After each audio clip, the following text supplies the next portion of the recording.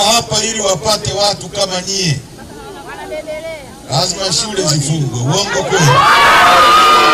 Wapodelee watu kutoka Ifakara wasombeze hapa. Uongo kweli? Lakini sisi mmekuja wenyewe kwa sababu mnaamini chama chetu. Tunawashukuru sana. Mimi sio mara yangu ya kwanza kuja hapa. Nimeshawahi kuja Mwai. Na leo tuna mikutano mitatu mbele yetu. Tuna mkutano Ruaha, tuna mkutano Mikumi, na tuna mkutano Morogoro mjini. Tumekuja kwenu ndugu zangu kuzungumza na nyie kwenye operation maalum ya chama inaitwa No Reforms No Election. Bila mabadiliko hakuna uchaguzi. Ndio operation ya chama chetu. Kwa nini tumefikia hapo? Na maana yake ni nini kwenye maisha yenu? Na ni muhimu hivi vitu vikaeleweshwa vizuri kwenu, kwa sababu nchi hii ni nchi imejaa propaganda. Ni nchi imejaa uongo. Vyombo vya habari vinasambaza uongo. Magazeti, TV, redio. Na uongo usipojibiwa ukiachwa sana, watu wanaweza kuuamini. Uongo kweli? Ukifungulia redio nchi hii, ukisikiliza mambo yanayosemwa kwamba amefanya Rais Samia, unaweza ukafikiri nchi hii ni Marekani au Uingereza. Uongo kweli? Kwingine nimepita wameandika mabango wanasema mama hatukudai. Hapa kwenu hayapo? Hakuna sehemu wamebandika hayo mabango? Mama hadaiwi. Nani kama mama? Siku hizi mtu akikohoa hata kikohozi cha mama. Nasema uongo? Mvua inanyesha tunamshukuru mama ametuletea mvua. Ni hamjasikia huku? Na hewa tunayovuta hivi karibuni tutaambiwa hewa ya mama. Na milima ya Uduzungwe ya mama. Milima ambayo ipo miaka yote saizi ya Mama Samia. Nasema uongo? Sasa ndugu zangu, haya yote yanatokea kwa sababu ya mambo mawili. Jambo la kwanza, tuna elimu ya hovyo sana katika nchi hii. Na elimu ya hovyo imesababisha watu wetu wakose critical thinking, uwezo wa kufikiri na kuchambua mambo vizuri. Watu wanashabikia vitu vya kawaida vya kijinga, wanaacha mambo ya kimsingi. Na watu wanadanganywa hata kwa mambo wanayojua. Nchi hii unaweza kumfuata mwanaume kama mbona ndio wewe ni mwanamke, akaenda kujichungulia kama yeye ni mwanamke. Wakati anajua wewe yeye ni mwanaume. Uongo kweli? Anakimbia akajiangalie. Hilo jambo linahitaji hata ufikirie. Si unalijua kabisa? Kama Mwalimu Nyerere aliwahi kuhojiwa akiwa Kenya na waandishi wa habari. Wakamwambia bana, wewe tunasikia si unafanya nini? Akaambia kwani mtu akikwambia mimi ni baba yako utamwamini? Lakini CCM inajaza watu mambo ya kijinga sana, na matokeo yake nchi yetu inaharibika sana. Kwa hiyo tumekuja kwenu kuzungumza kuhusu uchaguzi. Na tutawaelewesheni kwa nini uchaguzi ni mali yenu na ni mali ya muhimu kwa wananchi kuliko kitu kingine chochote katika maisha yako ya duniani. Kwa nini siasa ni muhimu hata uwe tayari kuipigania, kutoa damu kwa sababu ya siasa kuliko kitu kingine chochote. Kwanza, duniani hapa hakuna kitu cha muhimu. Vita yote ya dunia ni kwa ajili ya ardhi. Na ardhi, wanaosimamia ardhi ni kina nani? Siasa, si ndio? Uongozi. Kwa hiyo kama kuna kitu kinagusa ardhi, there is no revolution in this world ambayo haikuwa connected na land. Hakuna mapinduzi yaliyofanyika kwenye dunia hii, mapinduzi ambayo hayakuhusu ardhi, hayakuhusu maisha. Kwa ndugu zangu watu wa Mwai, tumekuja kuzungumza kuhusu uchaguzi. na tumesema kuhusu uchaguzi. Sasa CCM kwa sababu wameendesha nchi kwa propaganda muda mrefu, wanaweza wakaja wakasema wale walikuja tukuzungumza kuhusu uchaguzi kwa sababu uchaguzi wana uchu wa madaraka. Kwamba CCM wanatuita sisi tuna uchu wa madaraka. Yaani wao wamekaa madarakani miaka 63. Bado wanang'ang'ania. Sisi hatujai kuingia hata mwaka mmoja. ABC tunaitwa tuna uchu, alafu wao hawana uchu. Wao wanaua watu waimbe kitongoji, hawana uchu. Sisi ambao tunai kuingia ndio tuna uchu. Hivi hapo mnaelewaje hivi? Mnaelewaje? Yale niliyosema kwamba mtu anaweza kukuambia wewe mwanamke wakati unajijua mwanaume ukaenda kujichungulia. Sasa uchaguzi ni maisha yetu. Katiba yetu ya mwaka 77 japo mbovu, tunataka ibadilishwe, lakini ina vifungu ambavyo ni vya muhimu kwenye maisha yetu. Nitawasomea kabla sijafafanua.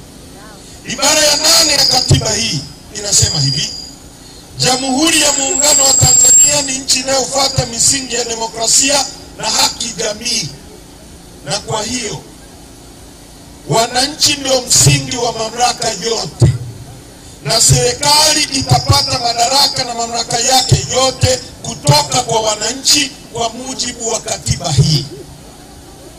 Wananchi ndio msingi wa mamlaka yote ya nchi hii, na serikali itapata madaraka na mamlaka yake kutoka kwa wananchi kwa mujibu wa katiba hii. Kwa wananchi ndio genesis, ndio msingi. Nikisema msingi maana yake nini?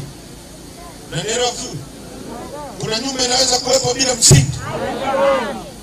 Kwa wananchi ndio msingi wa mamlaka yote. Kama vile unavyojenga nyumba inakaa kwenye msingi alafu inapanda juu. Kwa nyie ndio msingi wa mamlaka. Madaraka alionayo Rais Samia sio ya kwake, ni madaraka yenu, mmemkabidhi kwa muda. Yaani badala ya sisi wote nchi nzima tuwe marais, haiwezekani. Hakuna atakayepokea order ya mwingine, hakuna atakayetoa maagizo, kwa sababu wote tutakuwa viongozi. Tunateua mtu mmoja, tunakaimisha mamlaka yetu kwake kwa muda wa miaka mingapi? Aongoze kwa niaba yetu, sio kwa niaba yake na watoto wake. Kwa niaba, ndio katiba inavyosema. Badala ya wananchi wa Kilombero, Tarime, Mlimba, Mahenge, Malinyi, Mwanza, Shinyanga, Dar es Salaam twende wote bungeni, hakuna ukumbi wa kutosha wa kutubeba wote tupeleke matatizo yetu. Wewe upeleke mimi naumwa, mimi nataka umeme, mimi nataka maji, sisi tunataka. Hakuna ukumbi wa kututosha kukaa wote. Tunateua mtu mmoja kwa niaba yetu akatusemee, akaseme maneno yetu, sio ya mke wake na watoto wake. Akaseme kuhusu sisi. Hatuna madawa, aseme. Hatuna maji, aseme. Hatuna barabara, aseme. Na katiba inasema mbunge is a taxpayer representative, ni mwakilishi wa mlipa kodi, kuangalia kodi yako itumike vizuri. Badala ya wewe na mimi kuangalia ile kodi ilipe walimu, ilipe mgambo, ilipe askari, itujengee, unatuma mtu mmoja akaangalie, a taxpayer representative. Ndivyo katiba inavyosema. B, lengo kuu la serikali itakuwa ni ustawi wa wananchi. Lengo, rudia, lengo sio lengo tu. Katiba inasema lengo kuu, yani lengo namba 1 la uwepo wa serikali. Kwa hiyo kama hakuna, yani kama hakuna hilo lengo, hakuna sababu ya kuwa na serikali. Kwa lengo kuu la uwepo wa serikali ni ustawi wa wananchi. Ni wewe ustawi. Nikisema ustawi unanielewa? Ulale pazuri, ulipwe vizuri, ule vizuri, usafiri kwenye barabara nzuri, watoto wako wasome pazuri. Ndio ustawi. Na si inasema serikali itawajibika kwa wananchi. Wananchi ndio kina nani? Na inawajibikaje kwenu? Mkisema kushoto geuka, igeuke kushoto. Njia tunayoenda ni hii, isikilize. Mkisema huyu hatumtaki kwa kupitia kura zenu, huyu asiwe madarakani, mweke mnaimtaka. Katiba ibara ya 9, nitawasomea vifungu viwili. Muundo, yani inasema hivi: lengo la katiba hii ni kuwezesha ujenzi wa Jamhuri ya Muungano na Serikali ya Mapinduzi ya Zanzibar au chochote katika vyombo vyake, na udugu na amani, kutokana na kufuata siasa za ujamaa na kujitegemea, ambayo inasisitiza utekelezaji wa msingi ya kijamaa kwa kuzingatia mazingira yaliyomo katika Jamhuri ya Muungano. Kwa hiyo mamlaka ya nchi na vyombo vyake vyote vitawajibika kuelekeza sera na shughuli zake zote katika lengo la kuhakikisha kwamba shughuli za serikali zinatekelezwa kwa njia ambazo zitahakikisha kwamba utajiri wa taifa unaendelezwa, unahifadhiwa na unatumiwa kwa manufaa ya wananchi wote kwa ujumla, na pia kuzuia mtu kunyonya mtu mwingine. Si kama mnanielewa?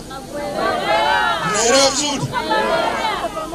Kifungu ai kwamba matumizi ya utajiri wa taifa yatatilia mkazo maendeleo ya wananchi, na hasa zaidi yataelekezwa kwenye jitihada za kuondoa umaskini, ujinga na maradhi. Tunaelewana vizuri? Katiba hii inasema lengo kuu la serikali ni ustawi, na serikali itatokana na nyie, na serikali itatumia utajiri wa nchi yetu kuondoa umaskini wako, wewe na mimi na mwingine. Uendeshe gari, ulale pazuri, utibiwe vizuri kama rais anavyotibiwa, kama mbunge anavyotibiwa, kama mtu mwingine yoyote anayetibiwa. Sasa watu wa Mlaya, watu wema wa Kilombero, taifa letu hili katiba inavyozungumza kuhusu utajiri na maana gani? Nchi yetu ina ukubwa wa kilomita za mraba 945. Ndio size ya nchi, ndio ukubwa wa nchi yetu. Ukichukua nchi ya Kenya, Uganda, Rwanda, Burundi, ukiziunganisha kwa pamoja, zina kilomita za mraba 890. Kwa hiyo sisi ni wakubwa kuliko nchi 4 ukiziunganisha kwa pamoja: Kenya, Rwanda, Burundi, Uganda na Gabon. Ukichukua Gabon ukaunganisha hapo, bado hazitufikii. Zitakuwa kilomita 900 kamili za mraba. Sisi peke yetu 900 na ngapi? 45. Ardhi yetu haina hata kipande cha kulingana na uwanja huu ambacho kina jangwa. Kenya, ukienda Northern Kenya kule Marsabit, Wajir ni jangwa. Sisi hatuna kipande hata robo chenye jangwa katika nchi. Kila sehemu mvua inanyesha, kila sehemu kuna misitu, kila sehemu kuna rutuba kwenye nchi.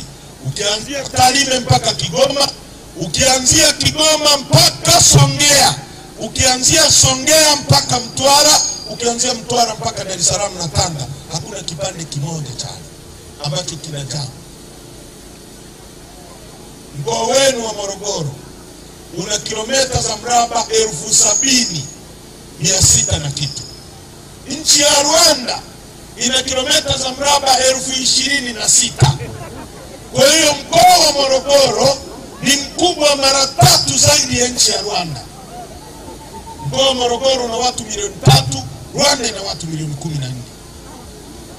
Nchi ya Uholanzi naisikia inatoa na misaada Tanzania, ina ukubwa wa kilomita za mraba 41,000. Mkoa wa Morogoro nimewaambia una kilomita za mraba ngapi? 70,000. Nchi ya Israeli mnaisikia ina ukubwa wa kilomita za mraba 21,000. Nyie peke yenu nimewaambia kuna kilomita za mraba ngapi? 70. Na bonde la Kilombero maji yapo. Nchi hii ndio nchi pekee duniani yenye madini yanayoitwa Tanzanite. Hayapatikani kwingine kokote duniani isipokuwa Tanzania. Nchi yenye mlima mrefu kuliko yote Afrika, wa pili duniani, mlima Kilimanjaro. Nchi yenye ziwa pana kuliko yote Afrika, ziwa Victoria, la pili duniani. Nchi yenye ziwa lenye kina kirefu kuliko yote Afrika, la pili duniani, ziwa Tanganyika.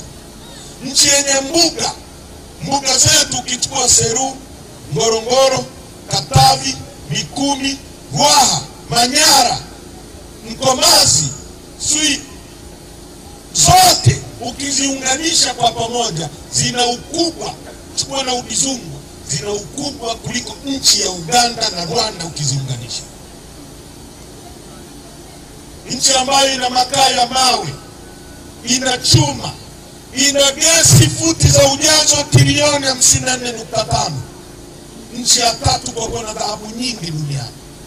Ukianzia kwetu Tarime ni dhahabu, nenda Msoma ni dhahabu, nenda Kahama ni dhahabu, nenda Bariadi ni dhahabu, nenda Ngudu ni dhahabu, nenda Nzega ni dhahabu, nenda Bukombe ni dhahabu, nenda Geita ni dhahabu, nenda Singida ni dhahabu, Chunya ni dhahabu. Kila kona ya nchi hii ni dhahabu. Inatoka matani na matani ya dhahabu yanaondoka kwenda duniani kila siku kutoka kwenye nchi yetu. Na gramu moja ya dhahabu leo ni shilingi 310,000. Mzee wangu, nikisema gramu ya dhahabu ni ukichukua ule wembe ukivunja kale kamoja kale, si wembe na sehemu mbili, ukivunja hivi katikati kale kamoja ndio gramu moja, shilingi 310,000. Sisi inatoka matani maroli na maroli ya dhahabu nchi kila siku itwapo leo yanaondoka kwenda Ulaya. Nchi ambayo ina madini yanaitwa nickel na cobalt yanayotumika kutengeneza injini za ndege na betri za simu yanatoka Kabanga, Kagera. Nchi yenye madini ya nickel, ya uranium yako hapa kwenu Seru na mengine yako Singida. Uranium ni inayotumika kutengeneza mabomu ya nuclear duniani na umeme wa nuclear. Nchi ambayo ina madini ya almasi, ina kila kitu. Ndio maana mtu mmoja hapa Sosobi amesema inawezekana nchi hii ndio bustani ya Eden ya dunia. Babu, Mungu ametubariki sana. Kwa nini watu wetu ni maskini? Kwa nini watu wetu ni maskini leo hata miaka 63 baada ya utawala wa CCM? Kwa nini watu wetu wanalala njaa? Kwa nini watu wetu wanakufa hospitali kwa magonjwa yanayoweza kutibiwa? Kwa nini watu wetu wanakosa madawa hospitalini? Mama anakwenda kujifungua nchi hii, unaenda nchi kama Norway, mwanamke ukijifungua kuna kitu kinaitwa child support. Serikali inakulipa kwa kukushukuru kuleta kiumbe duniani. Kila mwezi wewe na mtoto wako unakuwa unalipa fedha mpaka mtoto anapokwenda shule, inaitwa child support. Lakini leo tunazungumza tu mtu kwenda kujifungua anaambiwa si beba beseni, beba si nini kwenye nchi hii ambayo ina kila kitu duniani. Bombale alisema kwenye wimbo wake unaitwa Rat Race, in abundance of water a fool is thirsty. Katikati ya wingi wa maji ni mjinga anaweza kuwa na kiu. Tanzania ndio hiyo, katikati ya utajiri wajinga ni maskini. Umaskini wetu ni wa kutengeneza. Mwalimu Nyerere alichukua nchi kutoka kwa wazungu, alikuta vitu baadhi wamejenga wazungu, Mwalimu akaweka miundombinu ya kufanya nchi iendelee. Uongo kweli? Walimu walijenga viwanda, nasema uongo? Na hapa kwenu kulikuwa na kiwanda, sio? Kulikuwa na viwanda vitatu. Cha nini na nini? MMT cha chuma, si ndio? Kingine PCM cha nini? Cha cement. Kingine kilikuwa kinatengeneza nini? Mbao. Haya, hapo tunazungumza kuhusu Mang'ura hapa, kwamba kulikuwa na kiwanda cha chuma, kulikuwa na kiwanda cha simenti, kulikuwa na kiwanda cha nini? Cha mbao. Nitaeleza. Ukienda Arusha kulikuwa na kiwanda kinaitwa General Tyres cha matairi ya magari, na Morogoro kulikuwa na kingine. Kulikuwa na kiwanda cha Philips cha redio. Kulikuwa na viwanda vinatengeneza betri za simu zinaitwa National. Sinazifahamu? Kwa za rangi ya kijani na nyingine za blue. Kulikuwa na viwanda ZNK Mbeya. Ilikuwa kinatengeneza nini? Vifaa vya kilimo, zana za kilimo Mbeya. Uongo kweli? Na leo kama kiwanda kile kingeendelezwa, leo ina maana tungekuwa tunatengeneza power tillers hapa Tanzania za kwetu na trekta za kwetu. Sema uongo? Kilikuwa kinatengeneza majembe, wakati kiwanda chetu kinatengeneza majembe, hizo nchi tunazoagiza matrekta na zenyewe tulikuwa kwenye level moja na zenyewe zinatengeneza majembe kama sisi. Tulikuwa na viwanda vya nguo, na textile industry, tengeneza kanga, tengeneza nguo. Tulikuwa na viwanda vinaitwa Watex Mwanza, tulikuwa na Mutex, kulikuwa na Sumbura Textile. Ilikuwa wapi? Dar es Salaam. Morogoro tulikuwa na viwanda vya mbolea. Uongo kweli? Tulikuwa na viwanda vingi. Tanga kulikuwa na viwanda vinatengeneza sabuni ya Foma, mpaka viberiti. Tulikuwa na viwanda vyetu Kibo Matches vinatengeneza viberiti. Leo kiberiti kinachotumika hapa kwenu kinatoka Kenya. Naelewa maana yake nyinyi? Pengine hamuelewi. Sikiliza niwaeleweshe. Iko hivi. Niyo mlikuwa na kiwanda cha simenti hapa. Uongo kweli? Kilikuwa kinaajiri watu. Uongo kweli? Na kiwandani peke yake ndiko anakoweza kuajiriwa mtu mwenye elimu na yule asiyekuwa na elimu kabisa. Kiwandani anaajiriwa engineer, kiwandani anakuwepo mhasibu, kiwandani anakuwepo mtu wa human resource, kiwandani anakuwepo mtu wa elimu ya kati technician, kiwandani anakuwepo mama ntilia anayewauzia wale chakula, kiwandani anakuwepo mbeba mizigo anayepakia kwenye lori, kiwandani anakuwepo dereva wa lori. Kwa kiwanda pekee ndicho kinachoajiri mtu mwenye elimu ya juu na yule asiyekuwa na elimu kabisa. Sasa kama nyinyi mlikuwa na kiwanda cha chuma, kilikuwa kinatengeneza nondo. Uongo kweli? Na chuma. Uongo kweli? Na chuma tunacho hapo Rudewa, hapo Mchuchuma Liganga hapo. Tuna chuma na makaa ya mawe ya kuilisha na mchanga wa kusafirishia. Mungu alituwekea hapo. Sasa kile kiwanda kilikuwa kinaajiri mtoto wako. Leo kingekuepo kingeajiri mtoto wako wewe. Mtu angenunua nondo Tarime, pesa ije Mwaya, Mang'ura, kiwandani, kwa sababu nondo inaagizwa kutoka kwenye kiwanda. Kwa tukinunua pesa inakuja Mwaya, inaajiri mtoto wako. Mtoto wako akilipo mshahara, anajenga nyumba, anamlipa huyu fundi. Huyu fundi akipata pesa ananunua mboga kwa huyu mama anayeuza mboga. Huyu mama anamwagiza yule bodaboda amletee mboga. Yule bodaboda ananunua mafuta kwenye mtu mwenye kituo cha mafuta. Yule anaajiri mlinzi. Mlinzi ananunua nguo kwa yule anayeuza nguo. Yule ananunua nyanya kwa mwingine. Pesa inazunguka mkono. Leo unapoua kiwanda Mwaya, unaua mzunguko wa fedha wa Mwaya. Mtu wa Mwaya akitaka kununua nondo au simenti, pesa inatoka hapa inakwenda China kuagiza nondo. Umetoa ajira ndani ya nchi yako. Atope hayo. Kuna akili hapo? Na wauliza watu wa Mwaya, kuna akili hapa? Nyie mnaojiita CCM wa Mwaya, haya maneno tunayosema ni mabaya? Kwamba tunasema ni serikali yenu rahovyo inaua ajira za Watanzania, inaua maisha ya watu. Tumekosea nini kusema hayo? Sheikh, tumekosea nini? Tunakosa? Fikiria hivi. Mwalimu Nyerere alijenga kiwanda cha General Tyres.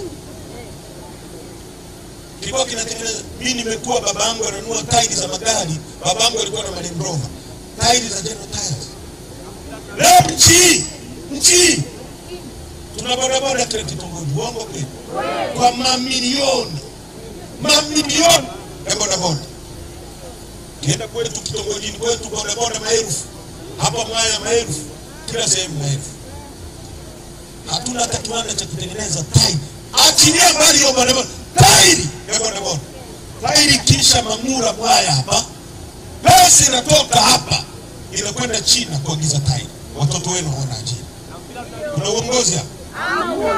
Sasa utatengenezaje ajira kama wewe kile unachokipata unakitoa ndani ya nchi yako unaenda kuagiza kitu nje? Utakuwaje na uchumi? Sijui kama mnaelewa. Hivi mnaelewa ninachokisema? Yaani sikiliza, hii si milima ya Udzungwa. TFS wanalinda hii misitu. Misitu inatoka hapa Magogo yanakwenda China. Wa China wanatengeneza toothpick, njiti za kutolea nyama kwenye meno, inakuja kuuzwa kwenye kibanda Mangura Mwaya. Misitu imetoka. Tuna serikali hapa? Alafu wanakuambia kuwa na imani nao. Miaka 63 wanakuja hapa na nia kama masusu. Sasa kumekucha jioni, wanakuambia kumekucha jioni.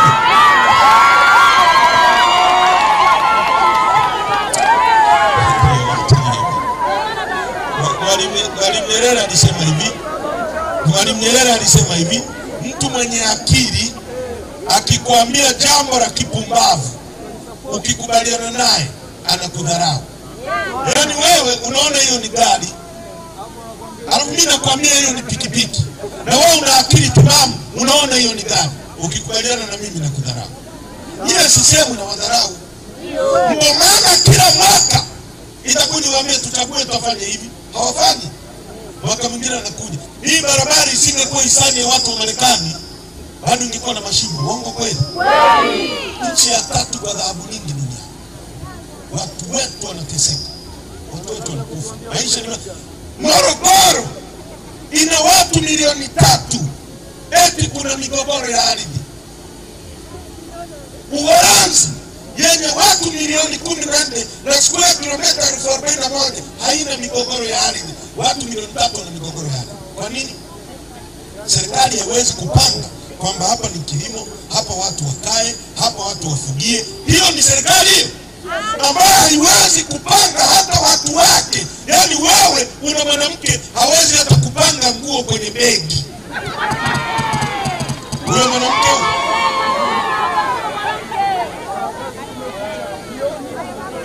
hivi, mnanielewa nyie?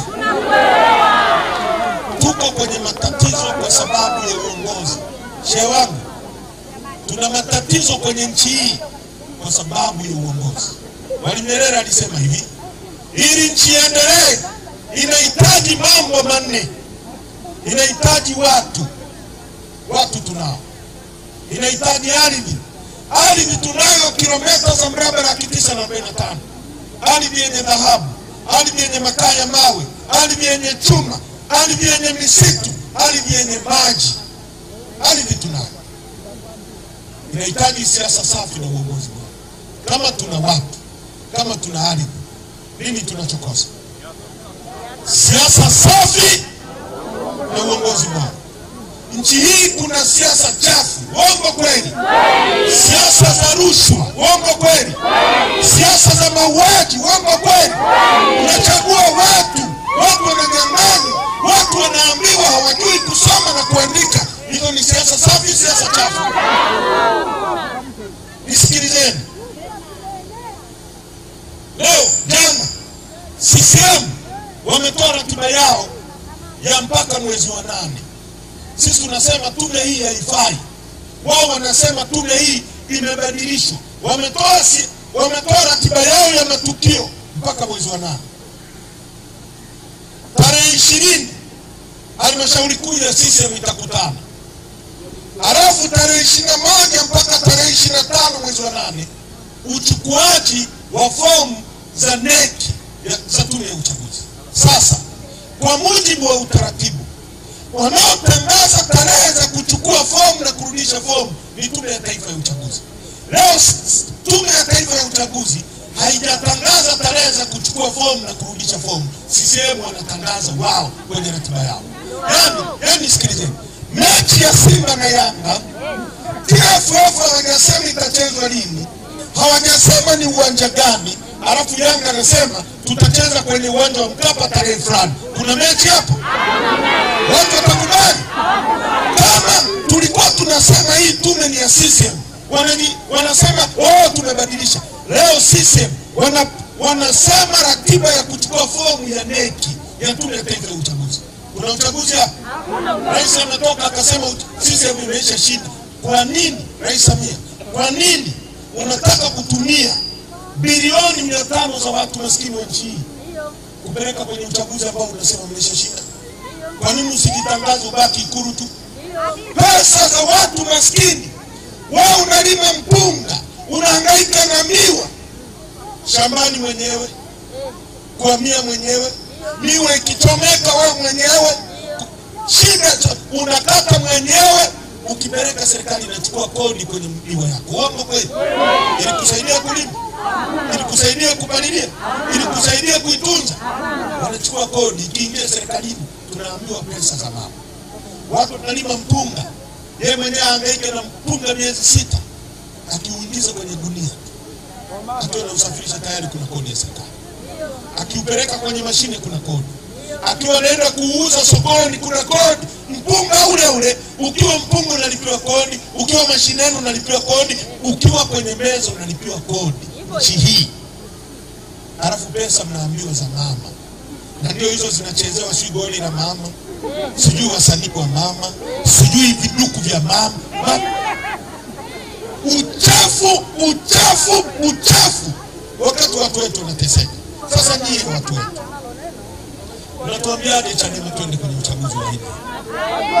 Mnatuambiaje tushiriki uchaguzi ambao upande mmoja unatangaza kwamba tarehe kuchukua fomu ni hii kabla ya msimamizi hajatangaza?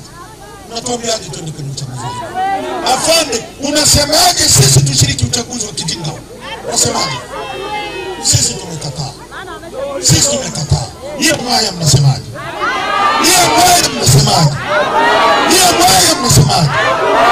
Wangapi wanaunga mkono msimamo wa chama wanao reform election Washington? Asante. Tunachohitaji sisi hatukimbii uchaguzi. Tunachohitaji ni uwanja unaolingana. Samia asimame hapa, Lissu asimame hapa, ipigwe dakika 90 wananchi muamue nani awe rais.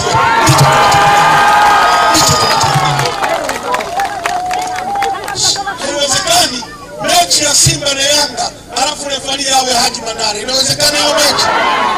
Mtu atachezewa katikati ya uwanja, yeye atapeleka kwenye penalty. Uongo kweli?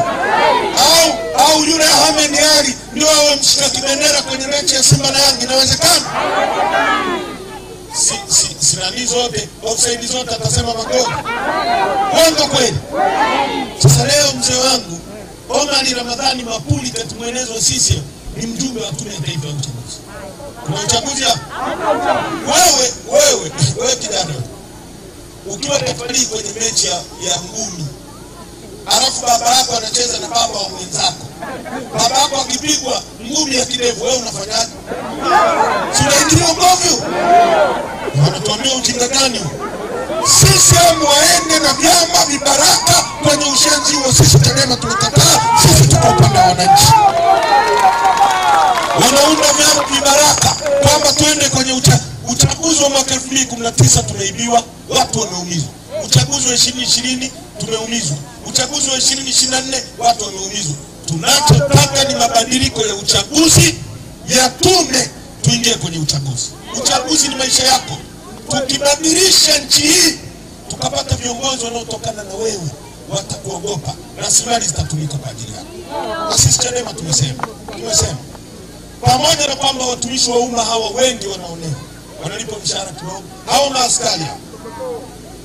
Tangu sisi tukiwa bungeni tulipopiga kelele, wakaongezewa posho ikawa 300 kwa mwezi. Tangu 2015 mpaka leo hawajawahi kuongeza. Mpaka leo ni 300 na wanakopa. Afande mjakopa. Sasa msione hawajibu, wasisema katili akijibu tu ana kazi. Uongo kweli. Jibuni kimya kimya.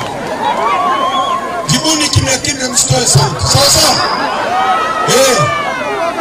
Wanakopa 300 tangu tukiwepo. Posho ya mwezi 300. Mbunge darasa la 4 akikaa bungeni asubuhi mpaka jioni, 620 imeingia. Askari wetu wanaolala nje wananyeshewa, wanaumizwa, 300 kwa mwezi. Kuna akili hapo? Nao wanaonewa. Sasa cha ajabu, eti yale yanayowaonea yanawatuma watupige sisi tunaowatetea, alafu wanatupiga. Nyie mmerogwa au bure?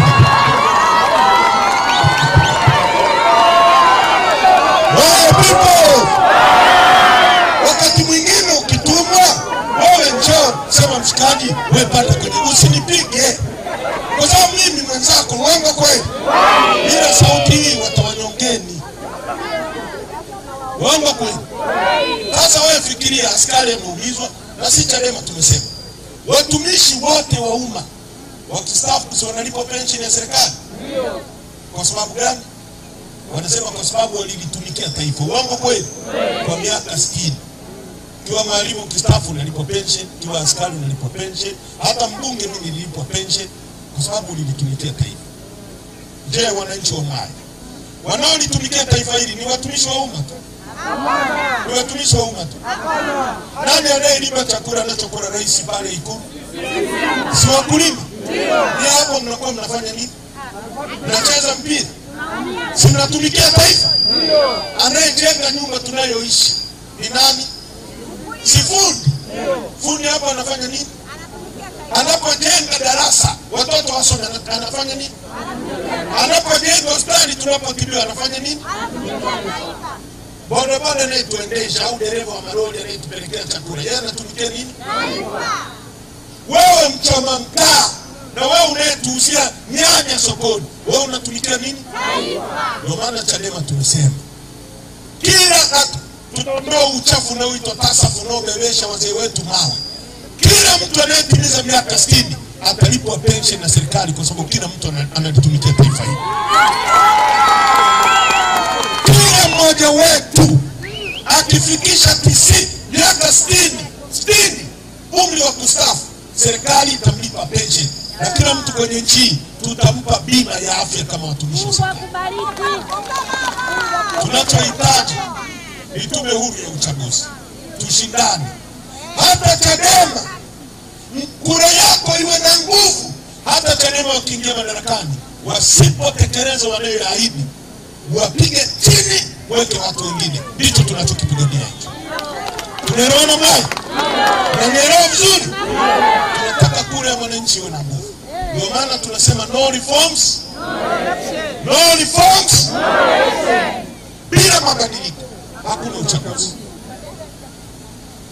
Ukisikia wanatupiga vita, sio kwa sababu tumeonea mtu, sio kwa sababu sisi ni wakosaji, ni kwa sababu tunatembea kuwafumbua macho wa Tanzania namna nchi yao inavyochezea. Ndio maana Lissu yuko ndani. Lissu sio gaidi, Lissu hajaua, ni mtu aliyepigwa risasi 16 Mungu akamwokoa. Leo Samia amempa kesi ya treason. Hukumu ya treason ni kunyongwa mpaka kufa. Sio kwa sababu Lissu ni mhalifu. Lissu anasema msiteke watu. Lissu anasema msiue watu. Lissu anasema rasilimali za nchi yetu zitumike kwa ajili ya watoto na wazaliwa wa nchi, wasipewe wa China. Kosa liko wapi? Kwa nini anawekwa ndani? Kwa nini anaumizwa? Kwa nini tunawindwa kwa kusema ukweli? Wanafunga ruzuku ya chama, wanafanya kila kitu ili tuwapigie magoti. Sisi tunakataa kuwapigia magoti. Ndiye mbaya msema. Ndiye mbaya msema. Ndio maana tumekuja kwenu kuomba mtunge mkono. Ungeni mkono ajenda ya chama, msiunge mkono vikaratasi wanaotengenezwa na serikali. Wanapewa hela ya serikali ili watushughulikie. Si mnawajua? Si mnawajua? Si mnawajua? Ni kina nani? Ni kina nani?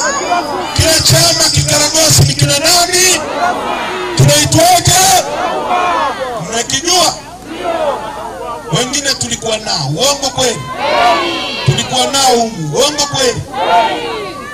Ndio wanaofanya nini? Wasaliti. Uongo kweli? Chama kinachotengenezwa na serikali kinaweza kuipinga serikali?